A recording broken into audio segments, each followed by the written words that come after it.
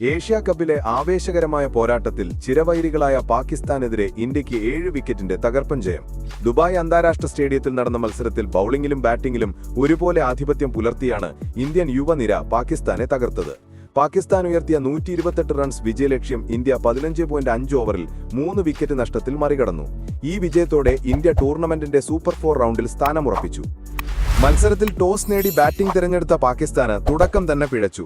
Indian ബൌളർമാർ കൃത്യതയോടെ പന്തെറിഞ്ഞപ്പോൾ Pakistan batting നിര ചീട്ടുകൊട്ടാരം പോലെ തകർന്നു. സ്കോർ ബോർഡിൽ 6 റൺസ് ചേർത്തപ്പോഴേക്കും ഓപ്പണർമാരായ സൈം അയ്യൂബിനെയും മുഹമ്മദ് ഹാരിസിനെയും പാകിസ്ഥാന് നഷ്ടമായി. പിന്നീട് ക്രീസിൽ ഒത്തുചേർന്ന സാഹിബ് സാദ ഫർഹാനും ഫക്കർ സമാനും ചേർന്ന് രക്ഷാപ്രവർത്തനത്തിന് ശ്രമിച്ചെങ്കിലും ഇന്ത്യൻ സ്പിന്നർമാർ അതിനനുവദിച്ചില്ല. മധ്യ ഓവറുകളിൽ കുൽദീപ് യാദവും അക്സർ പട്ടേലും ചേർന്നാണ് പാക് ബാറ്റിംഗ് നിരയുടെ നട്ടെല്ലൊടിച്ചത്. 4 ഓവറിൽ വെറും 18 റൺസ് വഴങ്ങി 3 വിക്കറ്റ് വീഴ്ത്തിയ കുൽദീപ് യാദവാണ് പാകിസ്ഥാനെ ചെറിയ സ്കോറിൽ ഒതുക്കുന്നതിൽ നിർണായക പങ്കുവഹിച്ചത്. അക്സർ പട്ടേൽ 18 റൺസിന് 2 വിക്കറ്റും വീഴ്ത്തി. 44 പന്തിൽ 40 റൺസ് എടുത്ത സാഹിബ് സാദ ഫർഹാനാണ് പാകിസ്ഥാന്റെ ടോപ്പ് സ്കോറർ.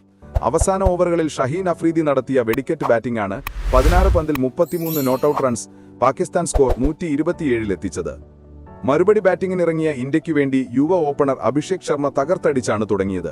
വെറും 13 പന്തിൽ 31 റൺസ് നേടിയ അഭിഷേക് ഇന്ത്യയ്ക്ക് മികച്ച തുടക്കം നൽകി. ക്യാപ്റ്റൻ സൂര്യകുമാർ യാദവ് ഉത്തരവാദിത്തത്തോടെ ബാറ്റേന്തിയപ്പോൾ ഇന്ത്യ വിജയത്തിലേക്ക് അനായാസം നീങ്ങി.